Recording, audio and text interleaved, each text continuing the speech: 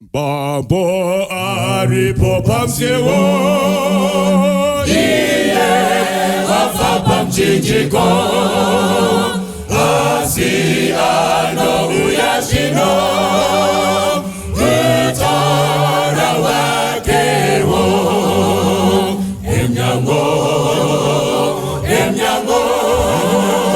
inkosi fikile emnyango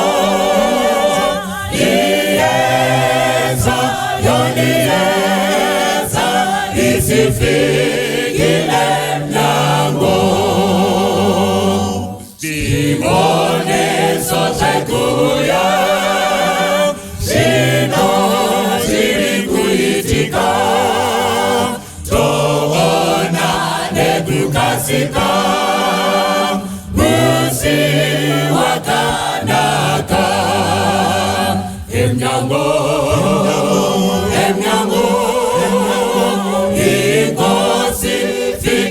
emnyango iyeza yoniyeza isifikile emnyango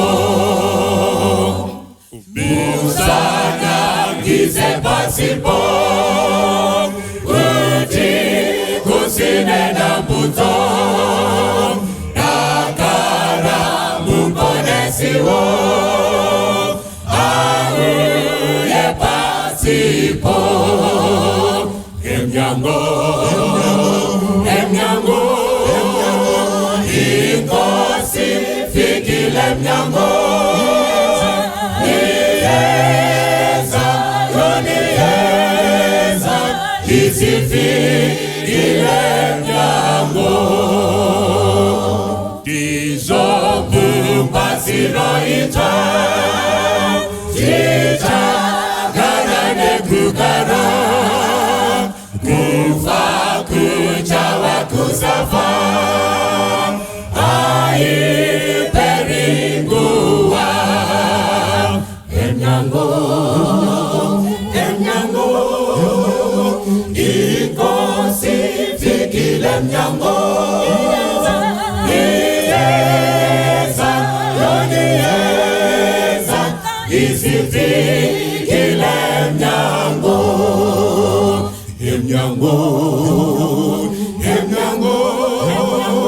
inkosi fikile emnyango iyeza yoniyeza isifikile emnyango.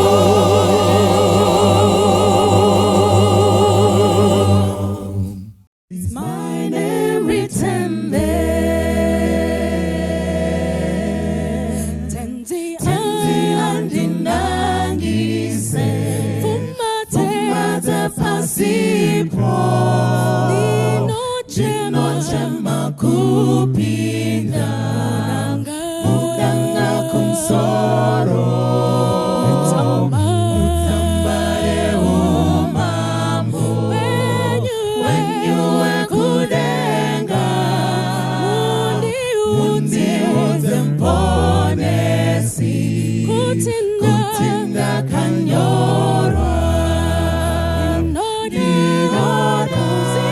kuziba kutinda kanyorwa mutamba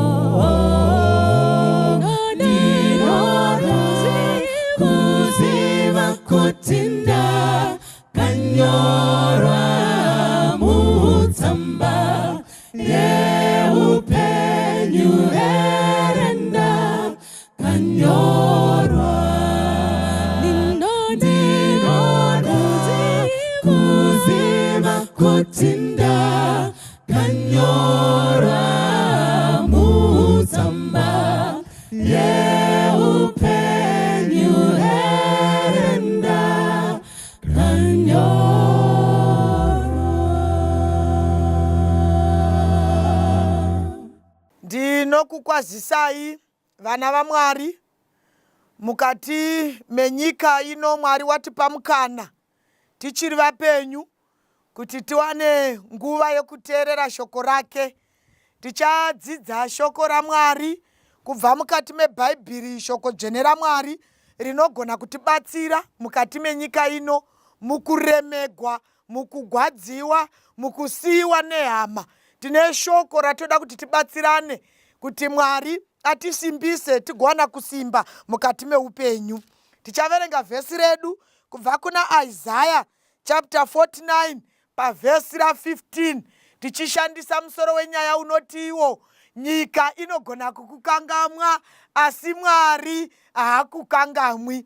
Mufaro wangu pasi rese tenderere kune vose vakateerera shoko iri, kuti dai Mwari angatibatsira nokutisimbisa nokutisimudzira mukati mekuremerwa, mukati mekusiyiwa nehama. Dai Mwari angatibatsira kuburikidza neshoko irori. Musoro wedu wenyaya unoti iwo nyika inogona kukukangamwa asi Mwari haakukangamwi. Pavhesi ra15 pana chapter 49 dzaIsaiah panoti, ko mukadzi ungakangamwa mwanakomana waanomwisa akasava netsitsi nomwanakomana wechizvaro chake here? Zvirokwazvo ava vangakangamwa asi ini handikukangamwi. Shoko raMwari riri kutiburitsira pachena mukati meupenyu hwedu. Tine hama dzakawanda dzakatikangamwa, ende izvirokwazvo vanhu vanogona kukangamwa kana tikacherekedza hama dzinodikanwa panguva dzatakafigwa. Kune hama dzakativimbisa kuti vachamira nesu panguva dzokufigwa, patakasigwa vana mukati mekufigwa. Vana baba munini vakativimbisa vakati vachamira nesu vagotikangamwa. Hama dzikativimbisa kuti mukati mekutambudzika uku tichagona kumira newe. Asi kana tikacherechedza, kune hama dzakawanda dzakativimbisa mukati meupenyu kuti vachazomira nesu panguva dzokutambudzika. Asi kana tichicherechedza, tinoona kuti hama zhinji dzakatikangamwa. Vana baba munini vakativimbisa kuti vachatibetsera kudzidzisa vana, vakainda vakatikangamwa. Vanun'una vedu chaivo panguva yawakafigwa nomurume, vanasisi vako vakakuvimbisa vakati vachamira newe. Asi chakatijekesera pachena, takazozviona kuti zvirokwazvo kuti munhu anogona kukangamwa. Saka ichokwadi Bhaibheri pavhesi 15 riri kuti zvinogoneka mukadzi unogona kuzvara mwana wake womukangamwa. Izvi zvinoitika izvi kana tikacherechedza mukati menyika. Pane vana vakawanda vanopedzisira vochengetwa muzvipatara vachipuwa mazita namanesi kuchipatara. Vamwe vachinzi ndivana makanaka, vamwe vachinzi ndivana nyasha. Kana mukavhunza kuti ko vana vakazara muno muchipatara vakabvepi, manesi anotsanangura voti vana ava vamwe vakanyurugwa mutoileti, vamwe vakanungwa panjanji chitima chisati chadarika. Zviri pachena kuti vana ava havana kuzvagwa nenjanji, asi kuti kuna mai vakaita pamuviri pavo ndokubva vakangamwa mwana. Saka zvinogoneka mai vanogona kuita mwana vokangamwa. Mastreet kids mazhinji vari kurarama hazvirevi kuti migwagwa ndiyo yakaita pamuviri ikazvara vana, asi kuti vamwe vana vazhinji vakazvagwa namadzimai avo, vamwe vakazondowanikwa navamwe varume vakakangamwa vana vavakanga vazvara. Saka izvirokwazvo Bhaibheri rinotaura chokwadi. Mukadzi unogona kuzvara mwana wake wokangamwa, asi Mwari ngaavongwe mukati meupenyu hwedu. Kunyange wakazvagwa namai vako vakakukangamwa, Bhaibheri rinotijekesera kuti chero mai vakakukangamwa, Jesu unoti pazasi iye haakukangamwi. Tinoona kusakangamwa kwaJesu nemhaka yei? Nekuti vazhinji vana vakasiyiwa navabereki, vakakanganikwa navabereki, asi Mwari akavatungamira mukati meupenyu hwavo, vakava vana vane njere, vakakura vakaita upenyu hwakanaka. Kutaura kwandiri kuita kudai kune vana vazhinji vari kuchengeta vabereki vasiri vavo, asi vavo vabereki vakavazvara vakavakangamwa. Mwari ngavongwe nemhaka yerudo rwake kusingaperi. Unoti chero mai vako vakakukangamwa, ini Jehovha handikukangamwi. Ndiye Mwari uri kutivimbisa munguva ino yatiri kunzwa shoko, kwatakateerera tiri kokose kumativi mana enyika. Rangarira shoko raMwari, hama yangu. Ungadaro usina mbona chiso cha mai vako, ungadaro usina kumboziva kana mutupo wako unoerei. Izvozvo hazvina mhosva. Chero usingazivi mutupo, Mwari uri kuti pamasikati ano, kunyangwe mai vako vakakuzvara vakakukangamwa, kunyangwe baba vako vakaramba mimba yako, Jesu unotivimbisa, unoti chero vabereki vako vakakuramba, ini Jehovha ndiri kudenga handifi ndakakukangamwa. Tinonamata Mwari une hanya wekuti vakanganikwa navanhu, Mwari unotigamuchira. Zvinogoneka mai vanogona kukangamwa vana vavo.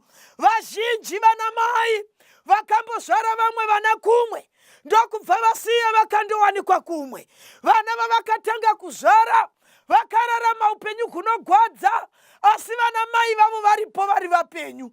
Vamwe vari kutochengeta vabereki vasiri vavo nokuvatengera dzimota nokuvaitira zvose, nekuti mai vavo vakavazvara vakavakangamwa. Mwari ngavongwe, nekuti ndiMwari une hanya usingakangamwi. Zvinogoneka mai vanokangamwa, asi Jehovha unoti handikukangamwi.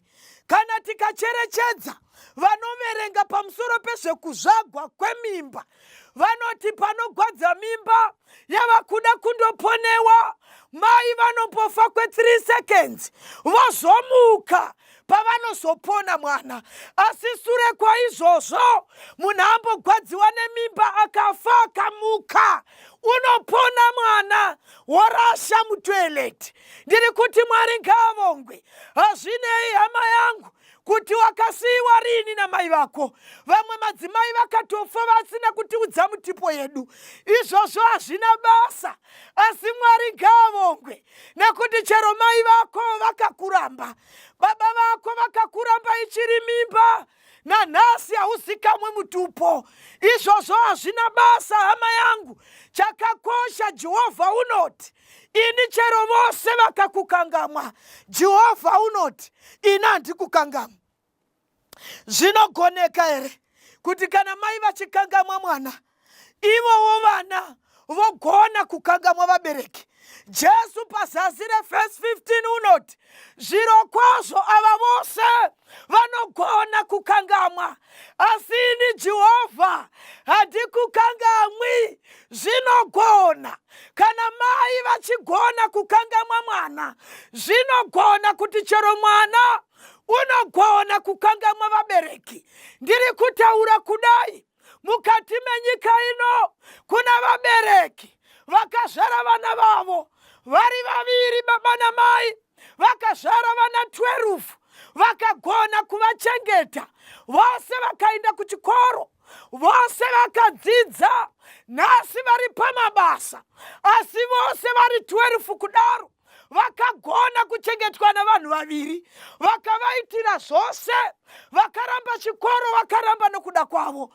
Asi chinogwadza mukati menyika ino ndechekuti vabereki vanogona kukanganikwavo nevana vavo. Vana zvinogona kuti mwana akangamwe mubereki wake, asi Mwari ngavongwe. Pazasi unoti zvirokwazvo chero mwana wako akakukangamwa, ini Jehovha ndiri kudenga handikukangamwi. Hazvina mhosva mai, hazvina mhosva baba, chero makazvara vana vakakukangamwai, Jehovha unoti ini ndiri kudenga handikukangamwi. Zvinogwadza kuti vana vari pamabasa vachikora, asi mai vachivata vachiniwa, vasina kana jira rokufuka. Ndiri kuti Mwari dai angaitiitire nyasha mukati mekukanganikwa kana tikazembera kuna Mwari unoti ini handikukangamwe.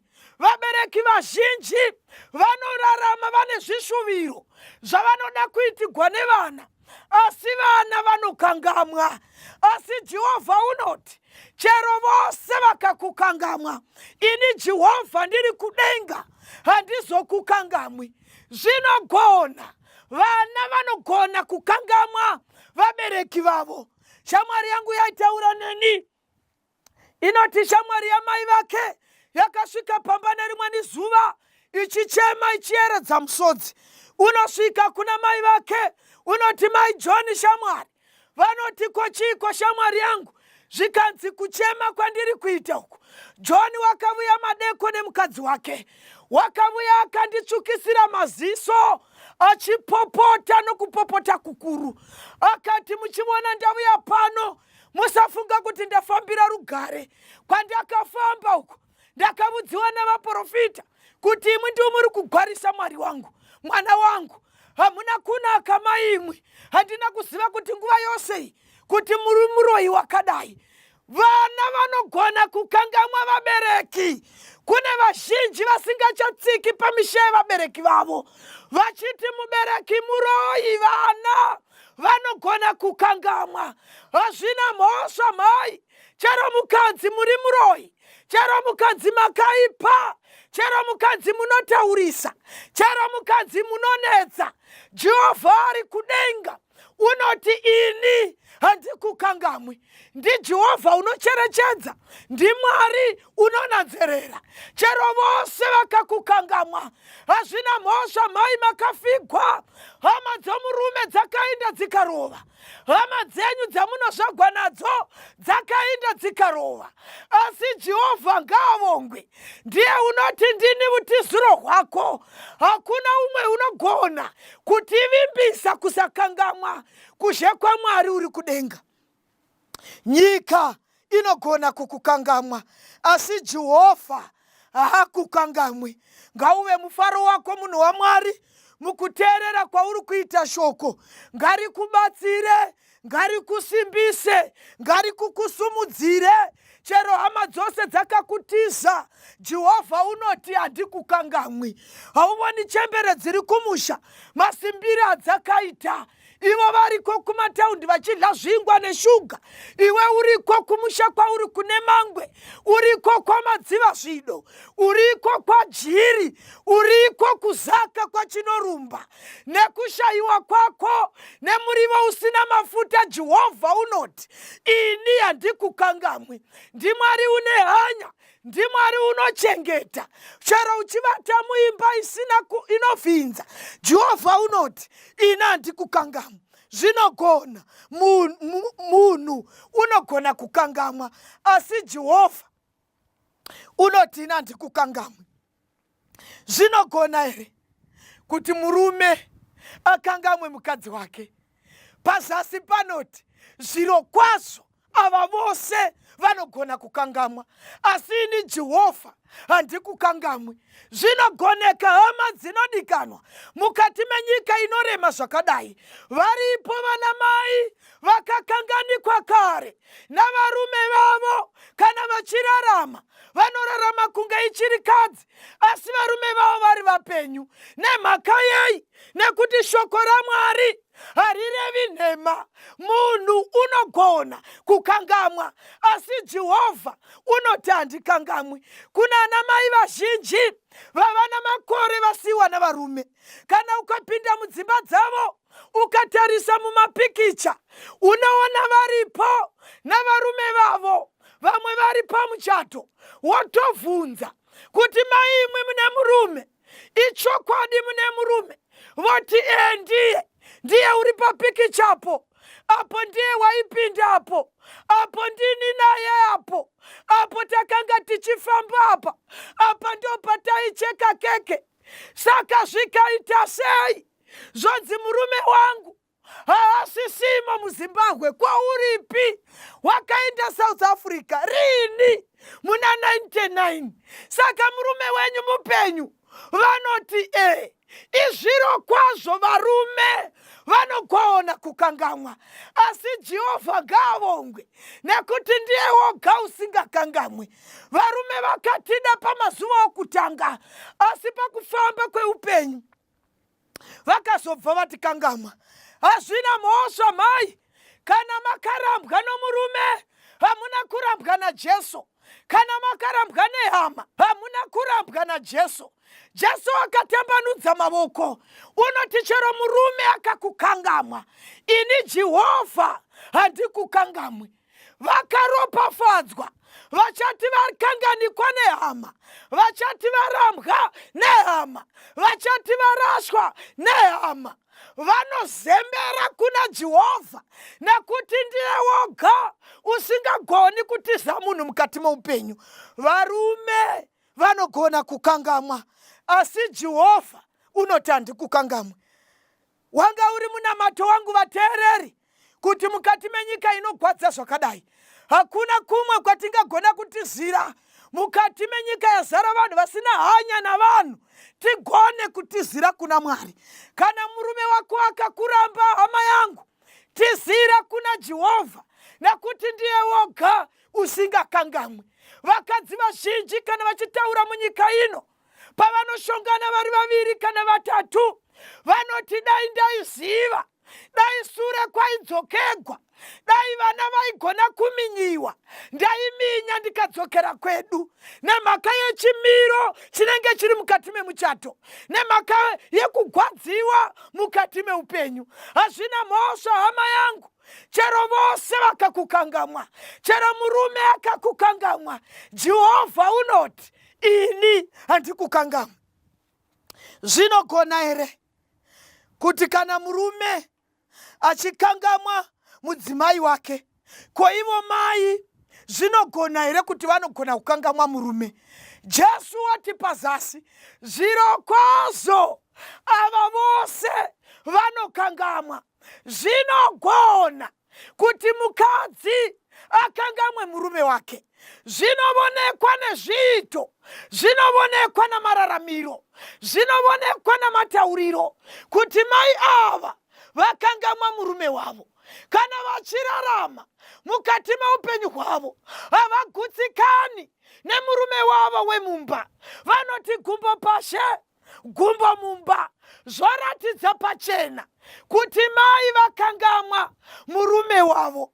Zvinoitika mukadzi unogona kukangamwa murume wake, asi Mwari ngaavongwe uri kuti chero mudzimai wako akakukangamwa. Vazhinji vakaenda South Africa, vakasiya vakadzi kuZimbabwe, vamwe vakaenda kuChina, vakasiya vakadzi South Africa, vamwe vakaenda South Africa, vakasiya vakadzi kuBotswana. Vakati vaparadzana navo, ndobva vasvika kunzvimbo dzavakanga vagere, ndobva vanotanga dzimwe mhuri. Kutanga kwavakaita dzimwe mhuri zviri pachena kuti vakanga vakangamwa, asi Mwari ngaavongwe. Kune vazhinji vane misodzi pamatama, vanoti pavanovata vanofuma mapilo akanyorova nemisodzi, vachichema nemhaka yekukanganikwa. Asi shoko rinoti mukati meBhaibheri, chero vose vakakukangamwa, ini Jehovha handikukangamwa. Regai muvange Jehovha une hanya navanhu vose. NdiMwari woga usingakangamwi vanhu. Mukati mekurarama kwatiri kuita, vanhu vanokangamwa, asi Jehovha unoti ini handikangamwi.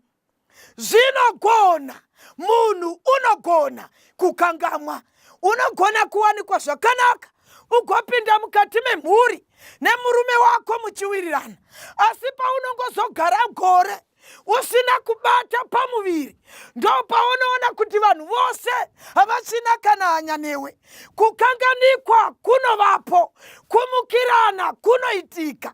Wakanganikwa nehama. Kana murume wako unogona kukangamwa, kana vamwene vanogona kusaitanya newe, kana vana vatete vanokumukira.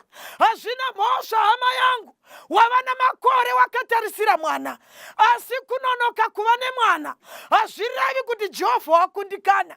Chero vose vakakuramba, chero vose vakakutaura, chero vose vakawana nyaya pamusoro pako, wakarambwa nomurume uchinzi hauzvari, vamwene vakataura mashoko anogwadza, vakati mwana wangu wakarovora ngavi, munhu usingazvari. Hazvina mhosva hama yangu, wakarambwa kwawakarovogwa, asi Jehovha unoti ini handikukangamwa. Tinonamata Mwari une hanya. Kune vana vazhinji vari kushuva kuona zviso zvavabereki vavo asi havazvizivi.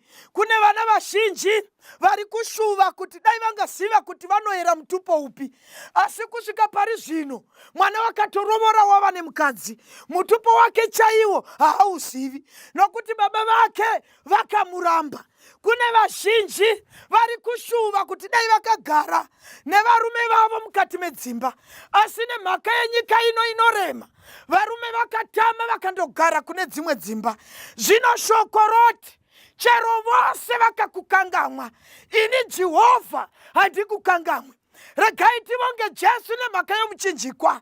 Ndiye unogona kuvunganidza vamwe vose. Vadzingwa kumabasa unogamuchira, varambwa navarume unogamuchira, vanogwara unogamuchira. Jesu unoti chero vose vakakukangamwa, ini Jehovha handikukangamwe.